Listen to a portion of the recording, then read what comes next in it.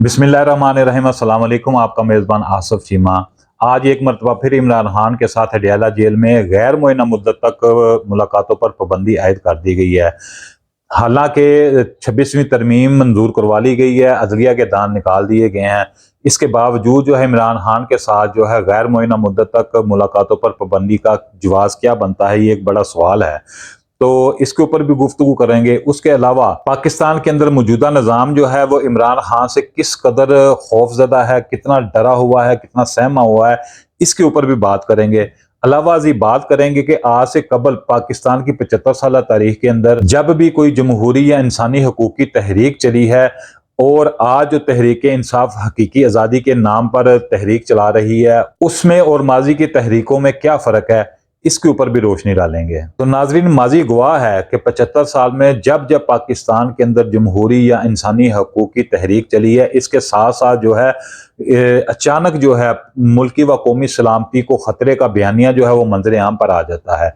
जूनी ये तहरीक और बयानिया साथ साथ चलता है तो पाकिस्तान की सियासी, समाजी, मजहबी और तजारती तंजीमें जो हैं वो दो हिस्सों में तकसीम हो जाती है। एक गिरोह मुल्की व कौमी सलामती के खतरे का बयानिया लेकर सड़कों पर निकल आती है और दूसरा गिरोह जो है वो इन जमहूरी और इंसानी हकूक की आवाज़ बुलंद करने के लिए सड़कों पर निकल आता है। दोनों तरफ से पाकिस्तान के मीडिया के ऊपर बुलंदोबाग दावे किए जाते हैं, दलीलें दी जाती हैं और ऐसी ऐसी मुदल्लल बातें और गुफ्तगू जो है मंजर आम पर आती है, जिससे पाकिस्तानी कौम जो है मुकम्मल तौर पर कंफ्यूज हो जाती है और सियासी, मजहबी, तजारती और दीगर जो समाजी तंजीमें हैं उनके साथ साथ पाकिस्तानी कौम भी तकसीम हो जाती है। पाकिस्तानी कौम तो इस सारी सिचुएशन से जो मुतासर होती है वो तो अपनी जगह पे है, लेकिन ये भी मैं आपको बात बताता चलूं कि जब इस किस्म की तहरीकें चलती हैं और दूसरी तरफ से ये कौमी और मुल्की सलामती को खतरे का बयानिया जो है वो मंजरेआम पर आता है, तो इसका शिकार जो है पाकिस्तान की सियासी जमातें और कायदीन भी बराह रास्त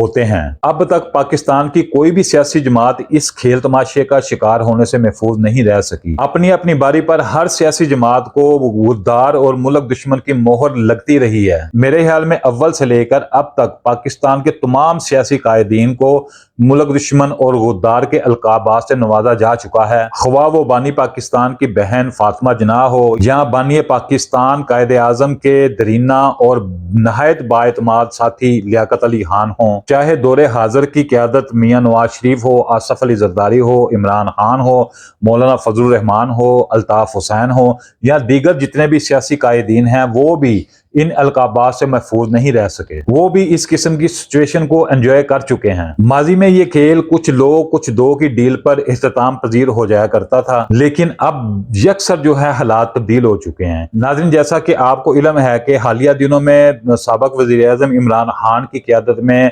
हकीकी आज़ादी के नाम पर एक तहरीक चल रही है। जूनी इमरान खान को तहरीक अदम एतमाद के जरिए बाहर निकालने की कोशिश की जा रही थी। इसी दौरान इमरान खान ने कहा कि अगर मुझे इक़्तिदार से निकाल दिया गया तो मैं इनके लिए मजीद खतरनाक हो जाऊंगा। फिर ऐसा ही हुआ।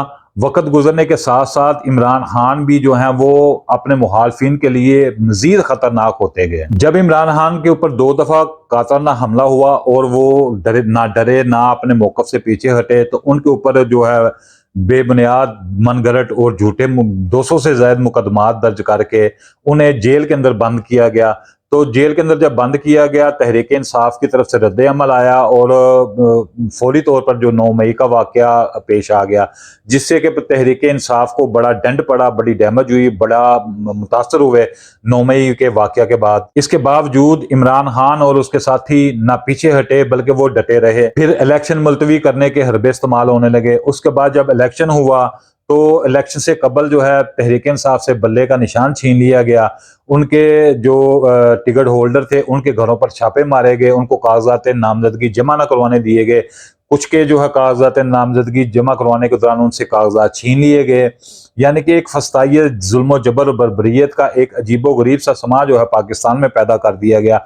उसके बावजूद ना इमरान खान अपने मौकफ से पीछे हटे और ना ही तहरीक इंसाफ। नाज़रीन, यहाँ पे मैं बताता चलूँ कि तहरीक इंसाफ की क़यादत जो इस वक्त हकीकी आज़ादी की तहरीक चला रही है वो तकरीबन अब 2 साल से उसका जो दौरानिया ऊपर जा चुका है। हालांकि इस दौरान जो है बड़े लॉन्ग मार्च हुए, धरने हुए اس کے بعد جو ہے بڑی پریس کانفرنس ہوئی، لوگ تحریک انصاف کو چھوڑ کر جانے لگے یا ان کو مجبور کیا گیا۔ اس کے بعد بڑے غدار جو ہیں وہ تحریک انصاف کے اندر شامل کروا دیے گئے، اور اس کے ساتھ جو ہے تحریک انصاف کے اندر سے بڑے غدار جو ہیں وہ بے نقاب بھی ہوئے۔ اور سب سے المناک بات یہ ہے کہ پاکستان کی تاریخ کے اندر، بلکہ دنیا کی تاریخ کے اندر، اگر آپ کفر کے نظام بھی دیکھیں، جو غیر مسلم حکومتیں ہیں وہاں پہ اگر ڈکٹیٹر ہے تو وہاں پر بھی ایسی مثالیں نہیں ملیں گی کہ جو پاکستان کی تاریخ میں پہلی مرتبہ منظر عام پر آئی ہیں، کہ جو تحریک انصاف کی خواتین تھی ان کو تو اغوا کیا گیا۔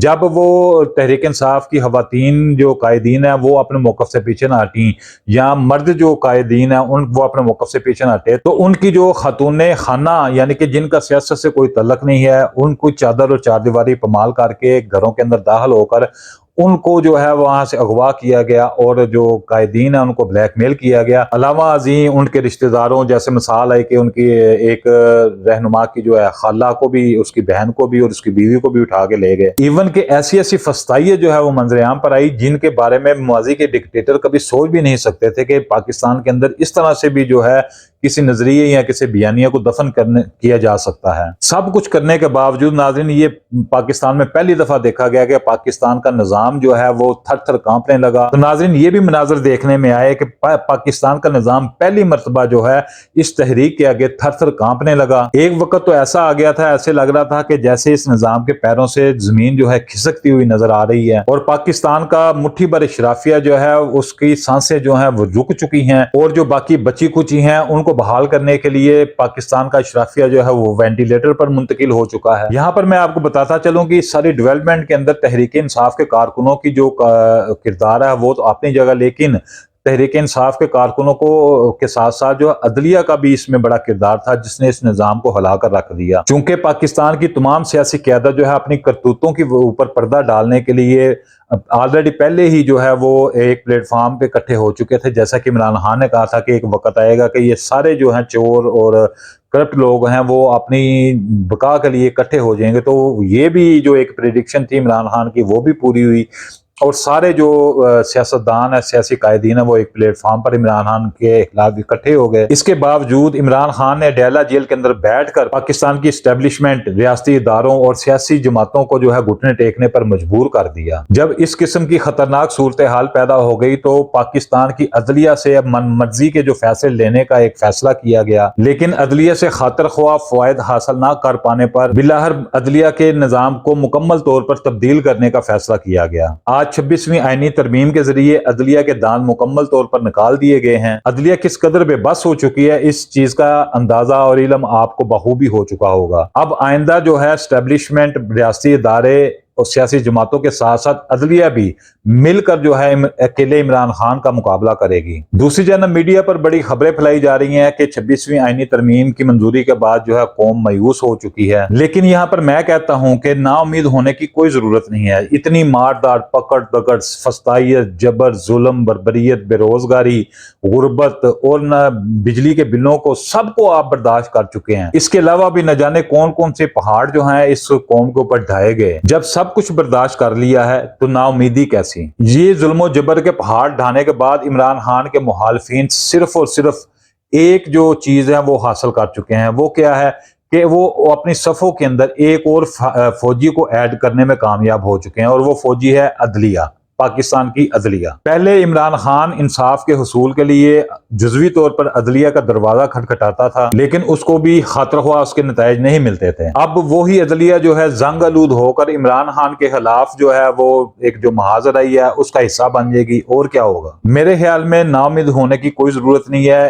نہ ہی اس تحریک کو کوئی فرق پڑے گا، نہ عمران خان کو فرق پڑے گا، اور نہ ہی عمران خان کے کارکنوں کو پڑے گا۔ ہاں اگر فرق پڑے گا تو یہ پڑے گا کہ عمران خان جو کہ جب سے وہ اقتدار سے نکالے گئے ہیں تب سے وہ خطرناک خود کو ثابت کر رہے ہیں، اور اب وہ مزید خطرناک جو ہیں وہ ثابت ہوں گے۔ پہلے تو وہ مخالفین کو رات کو نیند میں، خوابوں میں ڈرایا کرتے تھے، اب ان کے مخالفین جو ہے صبح کے دن جاگتے ہوئے چلتے پھرتے خواب دیکھیں گے، اور عمران خان جب ان کے خواب میں یا ان کی تصویر سامنے آئے گی تو وہ جاگتے ہوئے بھی خوفزدہ ہوں گے۔ تو ویڈیو کے آخر میں جو چند مفاد پرست سیاستدان ہیں اور غلامانہ سوچ کے حامل جو پاکستانی ہیں ان کو مبارکباد پیش کرتا ہوں کہ انہوں نے جزوی طور پر تو کامیابی حاصل کر لی ہے۔ ایک اکیلے شخص کو گرانے کے لیے وہ خود کس قدر گر گئے ہیں، ان کی مت ماری گئی ہے، ان کو سمجھ نہیں آ رہی کہ وہ 26ویں ترمیم کی آڑ میں کیا کر بیٹھے ہیں۔